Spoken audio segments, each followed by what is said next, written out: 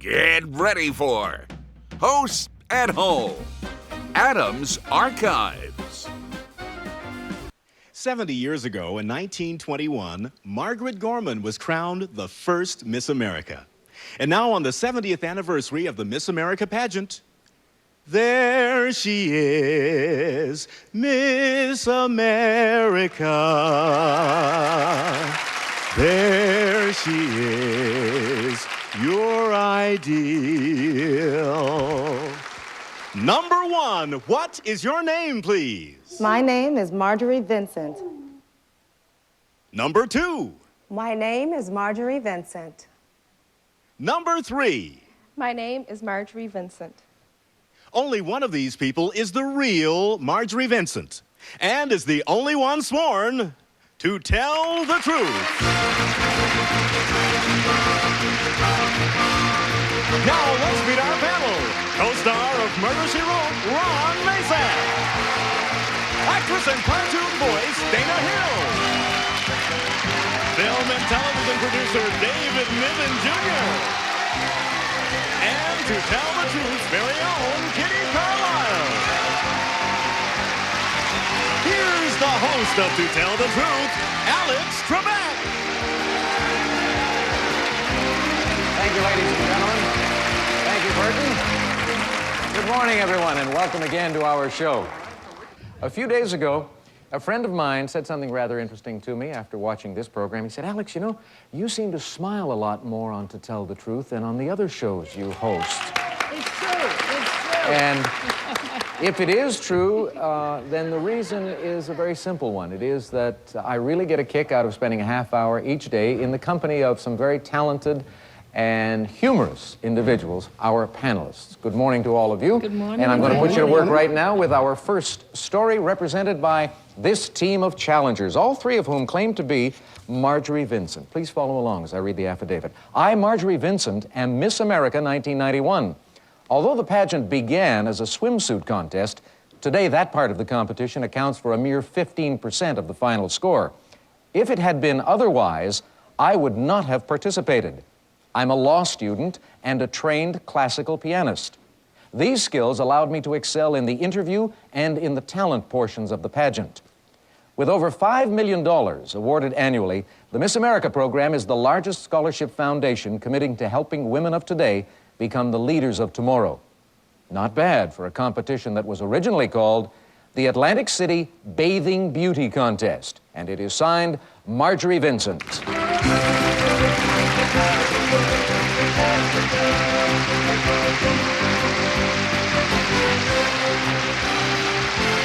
Welcome to the program, ladies. We'll find out more about this role model for today's women following this commercial break.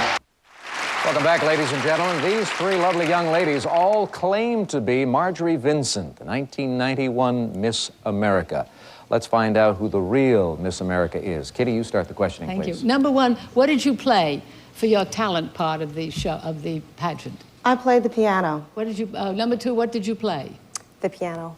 What number did you play? What song, what tune, what etude, number three?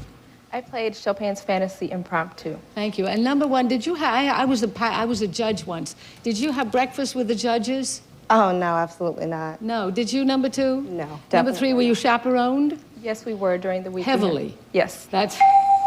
Let's go to David. Thank you.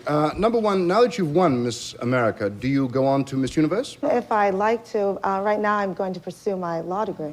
Okay, fine. Number two, it says 1991, but we've just started 1991. So when did you win this award? September 8th, 1990. Number three, you're a law student. Where? I am a student at Duke University. And have you graduated from law, or are you just studying law? No, I have not. I've completed 2 years. Okay. Dana? Oh. Number three, when did they change the name from the Atlantic City Bathing Beauty Contest to Miss America? I don't remember the exact date. However, it's been quite a while now since it's been changed. Okay, and number two, how long have you been in pageants? Was this many years that you had to work up to getting into the Miss America pageant? No, I got started when I was approximately 21 years of age. And number one, a really capitalistic question. How much does the winner get of the $5 million? Well, I'm not going to give you specifics, but it's enough to get through with my education very well. I bet. Ron has been studying these three ladies very closely. Yes. Number 2, did anyone ever win the Miss America pageant twice? No. Number 3, was there ever another MC besides Bert Parks and Gary Collins? Yes, there was. Number 1, do you know who that was? No, not at the moment. Number 3, what's the nickname of the Duke team?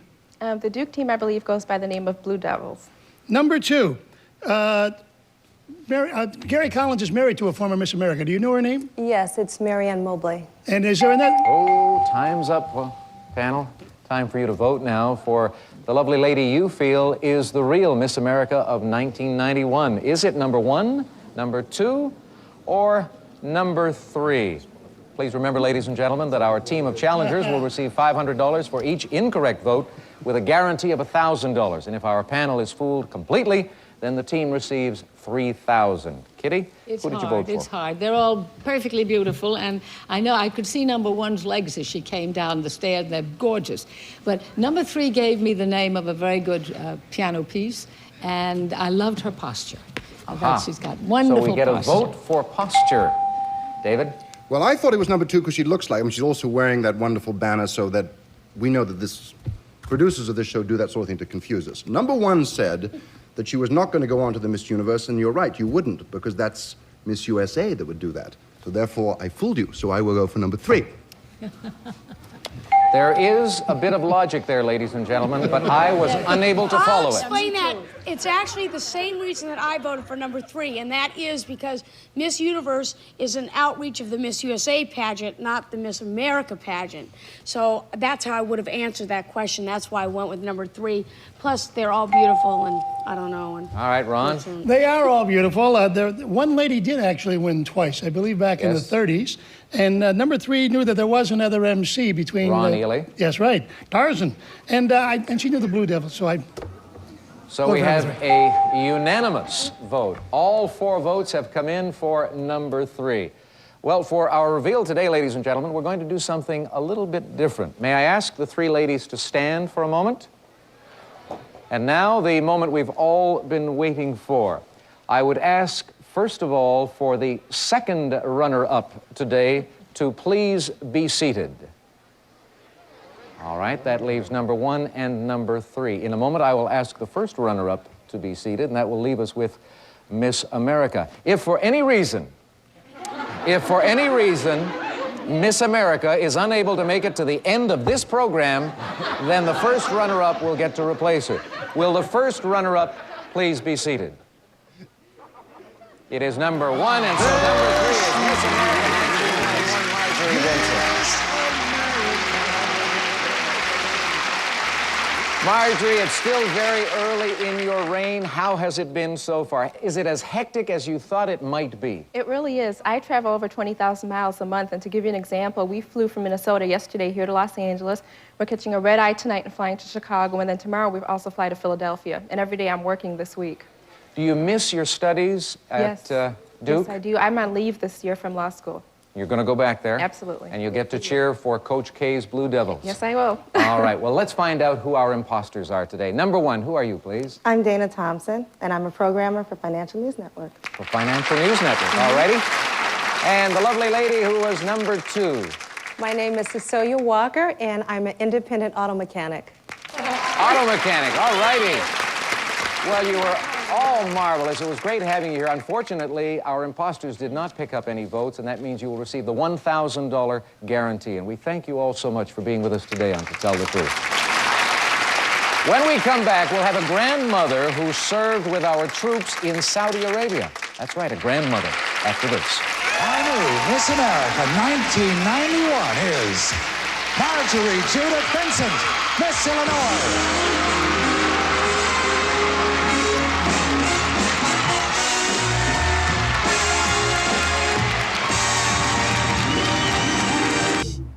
We're back, and you are about to meet our next team of challengers. Number 1, what is your name, please? My name is Lorraine Carilla. Number 2. My name is Lorraine Carilla. Number 3. My name is Lorraine Carilla. All right, panelists, here is the story. I, Lorraine Kurilla, am a master sergeant in the Air Force Reserve. Around the air base, I'm known as Grambo. I was the oldest female sent to the Persian Gulf in the early days of Operation Desert Shield. My husband, who fought in World War II, was completely supportive, although he wasn't very fond of being left at home with KP duty. My son, who had spent 4 years in the Navy, was confident that I'd be one heck of a soldier. You see, I come from a long line of military folks. Even my daughter is in the Army Reserve, but her unit was never called up. When I was activated, I kissed my grandchildren goodbye and thanked my husband for going along with my decision to go off to war.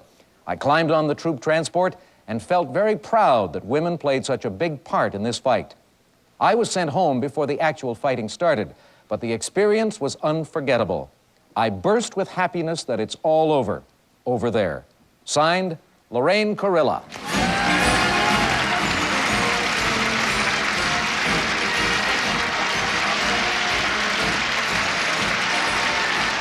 There is a fascinating connection between these challengers and the challengers we had a little while ago, but you'll find out about that later. Ron, we'll start the questioning with you. Well, congratulations, whoever you are. Number 3, why were you sent home before the fighting started? I'm a volunteer in the reserve, and we can only serve 30 days overseas. 30 days. Number 2, what was your husband's feelings when you told him you were leaving? He was very proud of me. Number 1, what is your MOS? What was your job in the service? I'm a personnel career personnel that helps all the personnel when they're ready to get let out from the Army. Let out. Where were you when I needed you? Oh-ho. Dana? Number 3, where does a master sergeant rank? I don't know the rankings. Where do they fall? In the Air Force, it's airman, a sergeant, master sergeant, senior sergeant. And number 2, what does your son do now? My son's a lieutenant on the fire department in Hillside. Your daughter was in the Army Reserve. What unit was she with in the Army Reserve? She's in an armored division. Okay, and number 1. Oh, saved by the bell on that one. David? Thank you. Number 1, what was the troop transport that you climbed onto? At that time, the government didn't have enough military transports to take their troops overseas, so they hired commercial airlines, and I happened to be lucky and got on Tower Airline. Did you fly first class? Yes, of course. Oh, good. Okay, splendid. Number 2, what did you hate the most about being in the Persian Gulf? The loneliness. Okay, number 3, it says that the experience was unforgettable. Why? Well, to be in that situation, not knowing whether we're going to war any day, and being with your comrades, it was a marvelous situation to be in. Okay, number 1, how did the locals treat you? Oh, like we're visiting royalty. So you didn't have to put on one of those black... Kitty? Oh, okay. Over to you. Number 2, did you, when you went abroad actually on an airplane, is that correct? Yes, ma'am. And number 3, were you with other women when you were in the Gulf? Oh, yes, yes. Number 2, I noticed that there was a woman who was in the front part of the war who had to room with a lot of men. That never happened to you? No. And number 1, being a volunteer, why is it you're only allowed to serve 30 days overseas? Because that's what the reserves call for. And number 2, how long have you been in the reserves? 19 years. And number 3, is there any age? There's the bell. Some good questions and some very good answers from our team of challengers. But now it's time to vote. Who is the real Air Force reservist? Is it number 1, number 2, or number 3? Ron, we'll start with you. You've got your mind made up? I'm not sure. I changed my mind several times during this. Number 1 did know that when it happened that the commercial airlines were put into effect. I knew that. Number 2 said 19 years in the reserves, and I don't know, that might be a long time. But Grambo, I think it's number 3. And I salute you. All righty, Dana? Yes, I don't know why. They were all so wonderful, and they've got me completely fooled, so it was a shot in the dark. I don't know why I went with who you went with, but I went with number 3, too. 2 votes for number 3. David? Well, I don't think that number 1 really probably flew first class. So, Right. but that may be the truth, and I am often wrong. I therefore went with number 2, which is purely a hunch. Perhaps what the lady meant was that when you compare it to military transport, any kind of commercial transport is first class. That is possible. Kitty? Well, I'm thrilled, too, to have you all home safe and sound along with everyone else. But number 2 has a kind of a clear, direct look of a military person. And so I voted for number 2. All right, we have, let's review the voting then. No votes for number 1. We had 2 votes for number 2 and 2 votes for number 3. All right, let's find out who the real gun-toting grandma is. Will the real Lorraine Carilla please stand up? It is number 2. All righty. We'll get back to you in a moment. Let's find out about our imposters. Number 1, tell us about yourself. My name is Cecilia Pilasoff. I work in Beverly Hills for an orthopedic surgeon. Number 3, you earned 2 votes today. Who are you, ma'am? My name is Ellie Ross, and I'm traveling companion to Miss America. That was the connection that I mentioned earlier. The chaperone for Miss America. Well, there were 2 incorrect votes at $500 apiece, and that means the team will receive $1,000. And now, Lorraine, we have a photo of you here. Let's take a look, and perhaps you can tell us what we are looking at. That was taken in the Persian Gulf, and I'm standing outside of the hooch that I lived in while I was there. Now, one of the imposters, number 1, said that when the ladies arrived in Saudi Arabia, she discovered that the treatment was much better than had been anticipated. Is that what you experienced also? We had been briefed that females are considered third-class citizens in that part of the world, and so we had many briefings. But when we got to the base where we were at, we were briefed by the base commander, who was active duty, who told us that the Arab countries are very pleased that the Americans are there. Well, that's a wonderful note on which to end this segment. Ladies, thank you all for being with us today on To Tell the Truth. When we come back, we'll be playing one-on-one with someone from our studio audience.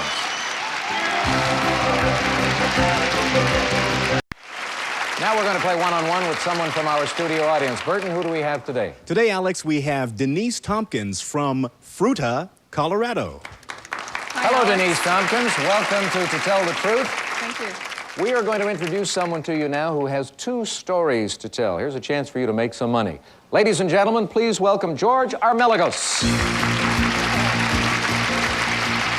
Denise, if you've watched the program, you know that only one of the stories George will tell us happens to be the truth. If you spot the true story, that means $500 in cash for you. So listen carefully. George, what's your first story, please? I have a hobby that some people think is sick.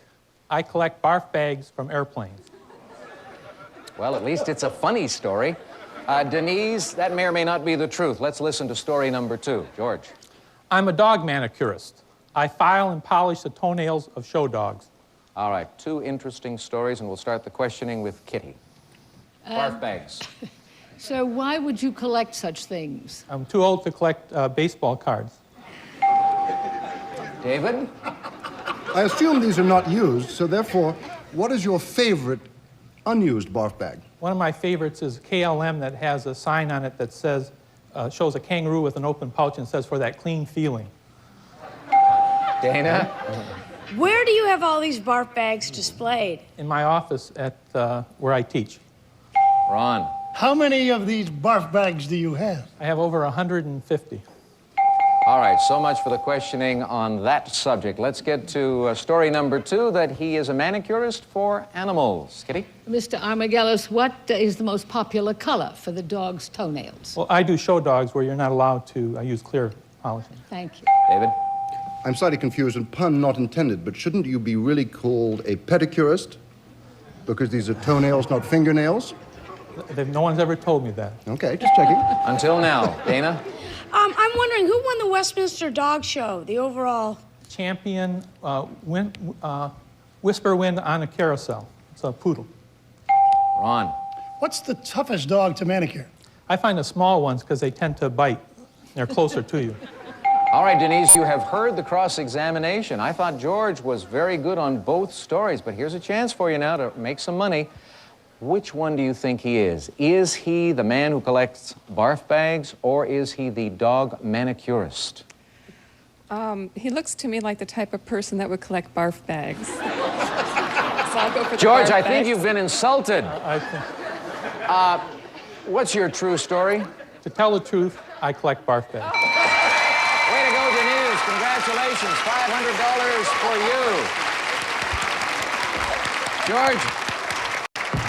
George brought a display of some of his barf bags. George, I find it difficult to keep saying barf bags. Is there another better way of expressing it? Aromatic projectile packages. I see. Or air sickness bags. Air sickness bags. Now, let's see. Tell me about a few of these. Some that. Well, this one's from Air Force One. And it says, "Don't be embarrassed if you get sick."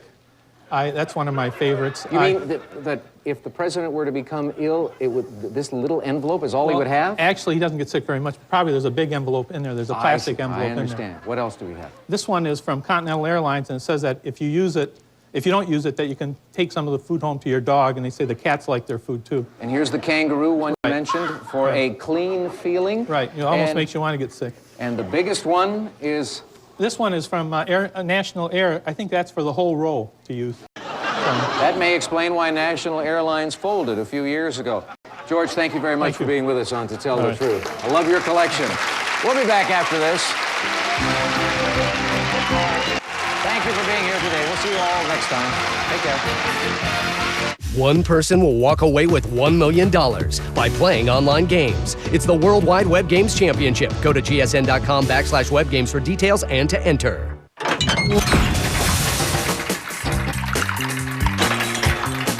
GSN, The network for games.